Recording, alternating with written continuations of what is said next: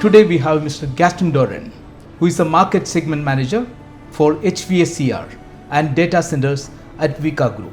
While we were discussing about the future prospects for data center business in India, looking at the digitalization and the AI revolution, how you see the cooling requirements for data centers emerging?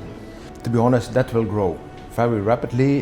India is now, on this moment, also what Mr. Bauer said, a small player in the market. Yes, it will grow. We have now in India, it will come double, we think about 3-4 times the coming 3-4 years. So it will grow rapidly. India has a lot of space here to build this. They have a lot of other possibilities, but coming back to your question about the cooling, yeah, that's something that's necessary. Traditional data centers were more cooled with air cooling. Now, with the increasing of the AI and the hyperscale data centers, everything needs to be cooled more because there's more heat created. And then there we see a real shift from moving away from air to liquid cooling. And that could be with direct-to-chip cooling, immersion cooling, but there you need some specific instrumentation for these cooling units we need. There should be cooled water. Cooled water means we have chillers, we need chillers. So that market is expanding. And when I look to India, here are already most of the big players. They have here their own office, they have here their own production. Now they work more for abroad, but it will come that they also will work for local business. How do you see these measurement technologies are going to contribute to energy efficiency as well as sustainability of data centers? I think you cannot optimize this everything when you have no accurate measurement. When you have accurate measurement, you can do also something on sustainability because you see energy consumption, you see water consumption, you see everything, power consumption, I mentioned already before. But therefore you need to have good measurement. Yeah? What is needed? Pressure, temperature, flow, level. When you have the right products, you can measure it good, and that gives you a good value where you can also do the right decisions in the data centers to be very sustainable for the future.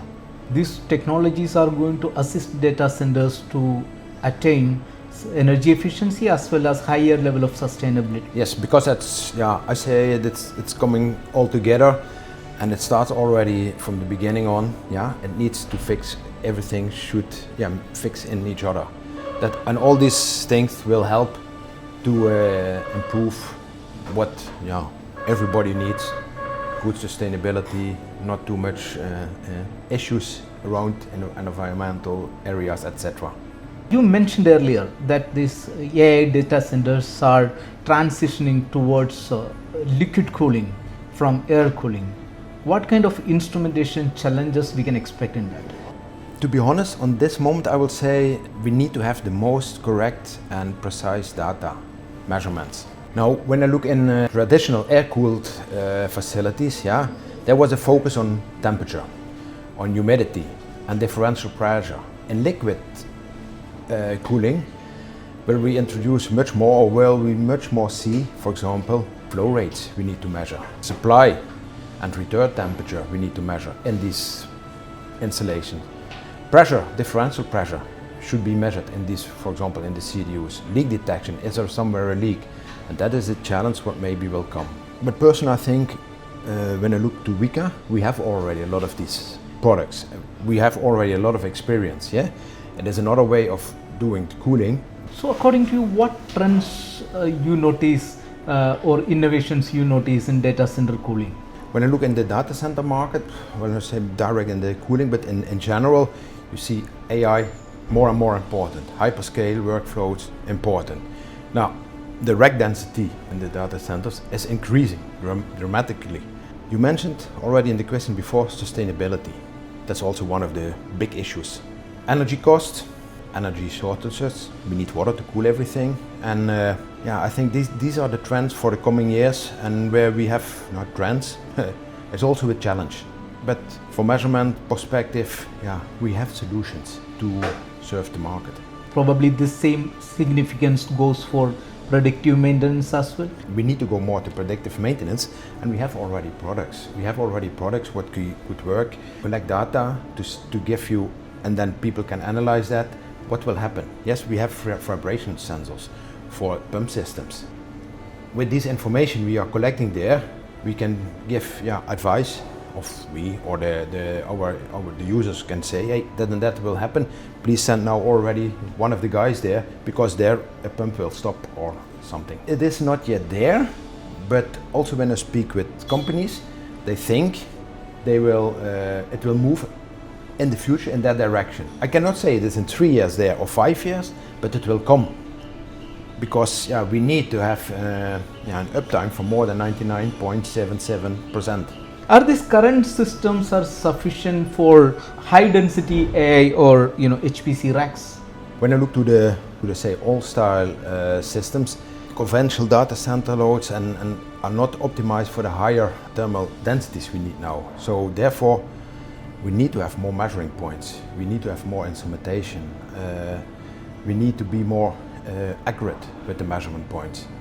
And also, they need to react much faster. So that are some points what will be very important. And the industry is moving every day, going very fast. And we need more intelligence in the condition monitoring for the data centers. That is what I see on this moment. And also when I speak with customers or on trade shows, etc. You hear that every time. This information, and I only can confirm it. And also looking at the like what you said, the dynamic growth of data centers. Looking at this, how do you see in the next 3 to 5 years what data centers must be needed from instrumentation side?